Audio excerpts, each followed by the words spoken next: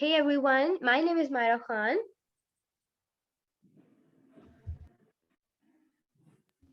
Hi, I'm Talia.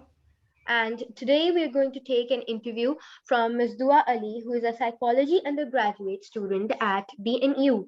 And she's a peer mentor and project manager at My Restful Mind, which is an organization based in Canada. I would appreciate if Ms. Dua would introduce herself before we officially start the interview. Hi, so I'm Dua Ali and I'm based in Pakistan. I'm currently doing my bachelor's and I plan on doing my master's, inshallah, not from Pakistan, hopefully. And after that, I plan on going into research and I'm still thinking about going into counseling, especially for young children. So, yeah. Okay, Ms. Dua, today I and Talia will be asking you some questions about mental health influenced by unrealistic beauty standards. Talia, you can go over with asking the questions. All right, so my first question is, what is mental health? Is it important, yes or no, and why? So mental health is essentially a state of well-being. Like everyone has physical health, we also have mental health in which it consists of our social, emotional, and the mental aspect of our well-being. It is essentially where, with good mental health, we have we realize our own abilities. We can cope with the normal stressors of life, and we can kind of be productive and useful, and make contributions to our community. That is essentially what mental health is. And yes, it is very, very important. It's important because it, just like physical health, it affects our functioning, day-to-day functioning. And it enables us, when good, it enables us to perform routine tasks and, accomplish things and go through, life in general.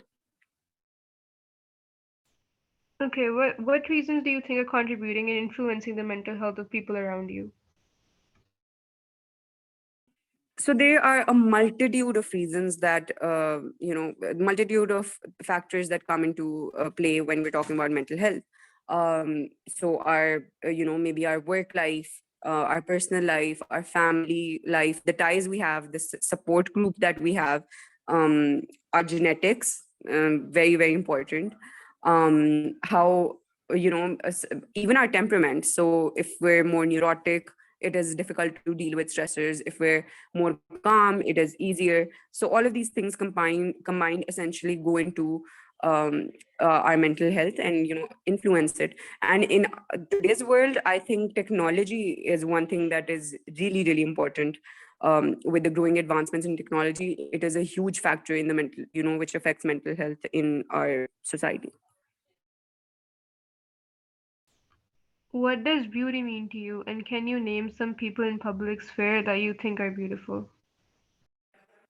So beauty, to me, it essentially it means being, looking maybe good, maybe looking good, looking attractive, or and other than that, also beauty would also, for me, it would also include someone who is, kind. So not it doesn't, for me, it doesn't really just stay on the surface. Sometimes you may not think that someone is beautiful, but just because of the way they act around people, the way they are, because of their their demeanor, they are beautiful. And that is essentially what beauty would mean to me. And in the public, I don't know, honestly. I think I can't think of anyone right now, but yeah, I think I would say so. So that kind of really gives off how I perceive beauty. I have always watched Shah Rukh Khan. I think he's beautiful, and I have like very childhood memories with his movies. So maybe that is how I perceive beauty as well. So yeah. Okay, do you think beauty is subjective? If so, how? For sure, beauty is absolutely subjective, because I know, even like two people who, coming from the same background. For instance, me and my father, we have completely different perception of beauty. Some people that he thinks are very, beautiful and all, I don't find them to be that beautiful. I find, and some of the people that I think are, really pretty, he's just like, no, they're just fine and they're just okay. So I do think beauty is subjective. We see beauty in all different colors, different races, different bodies. Body shapes are very different. Some people really have constricted standards of beauty when it comes to bodies. Some people think only skinny people can be beautiful. Some people find very, overweight people to be beautiful as well. So I think beauty is absolutely subjective.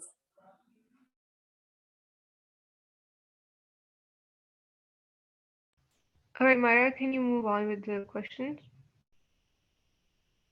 Okay. So, my question to you is that do you think that the youth is being aspired to the unrealistic beauty standards? I would say yes. And that is actually, I see some change in this as well, because the Gen Z, they're kind of they're showing rebellion against the normative beauty standards that have been going on for a while now. So since the 1900s, we've seen there's very constricted beauty standards that we see in ads, in media, in our movies, which is very skinny, especially for women, very skinny girls, fair girls, girls who have big eyes, and all of that, and like small noses, and that is affecting our youth, and has affected our youth for a very long time actually. People go for, like, when looking for mates, they or partners, they go for women who kind of adhere to those beauty standards, right? And it really, because not everyone looks like that, not every girl will look like that, right? So that affects women's mental health on a very huge scale. And yeah, I think that's about it. Do you think unrealistic beauty standards are one of the reasons for influencing the mental health of people? For sure, for sure.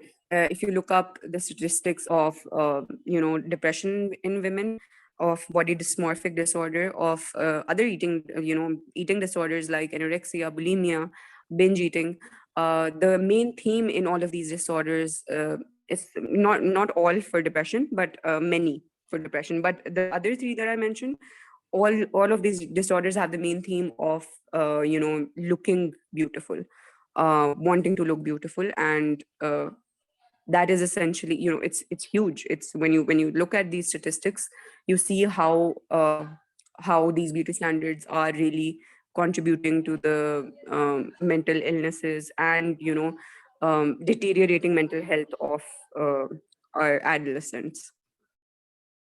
Okay. Do you think in Pakistan people have set some beauty standards and are people conscious about them?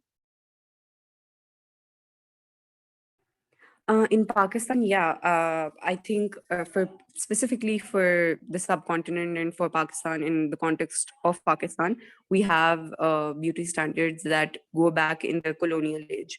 So we like, and I'm sure you've heard of this, jo kehte hain ki chitti chamdi. We are so we're still stuck in that colonial era, so we feel inferior in our brown skin because of the colonialism that we faced years ago, right? Even after we're now independent. So we still suffer the consequences of that, of being ruled by the British and of being under um, the rule of the Goras, right? And other than that, we still see discrimination taking place yahan pe for people who are a little dark skinned, people who are tan. Although our own, skin color, it is essentially brown. We come from a brown background. We're Asians, we come from a brown background. We're not Goras. So for sure, there are beauty standards that go that I see here in Pakistan. And sorry, what was the second part of your question? Are people conscious about them? Yeah, I think people are very conscious about them, especially those who are at a disadvantage. So for us, I think people who are not as fair, people who do not have very big eyes, people who And this is especially true for women because they're subjected to these beauty standards more than men are, because of the patriarchy, right? So yeah, I think they are absolutely conscious about them. Considering a global viewpoint, do you think people around the world has set some unrealistic beauty standards which are negatively influencing the mental health of people around us? Yeah, so if I can answer this question in a very simple way. You kind of pick any Hollywood movie, turn it up, and you'll see most of them, they have the main character, the woman, the female actress, the lead female actress. She would be absolutely beautiful, and she would meet all the beauty standards that I just mentioned, right? So she'd be white, she'd be lean, she'd have big eyes, she'd have perfect hair, and all of this is essentially, so obviously that is global, and all of this is essentially creating a global kind of movement which encourages the same beauty standards that have been going on for a while now. So yeah, I think on a global scale this is a problem. My last question to you is that do you think we can eradicate these beauty standards and solve this issue on a global or national platform? So eradicate is a very strong word.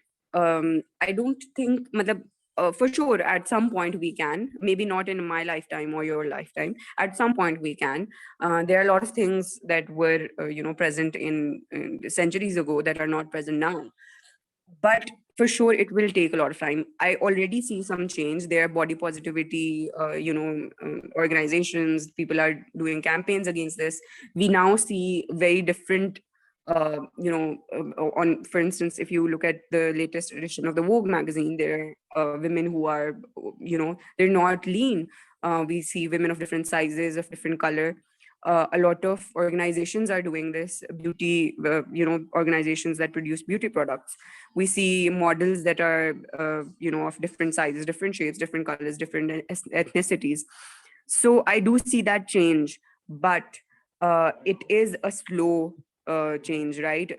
These things which are so generationally ingrained in us, they can't be eradicated just like that. It's a process, and maybe not in my lifetime, but I hope very soon, inshallah, it is possible. um I won't say that 100% of the people will be will get rid of this, but I do think on a global scale we can do it. And it Yes, starts you're from home. I think we should all start kind of advocating for it. So that's where it starts. yes, you're absolutely right, Miss. Thank you so much for your perception and your precious time. I'm truly grateful to you. Thank you. No problem. I think you guys are doing a great job, and I had fun answering your questions. Thank you. Thank We you. have fun too. This was We had amazing. fun Thank too. you so much. Thank you.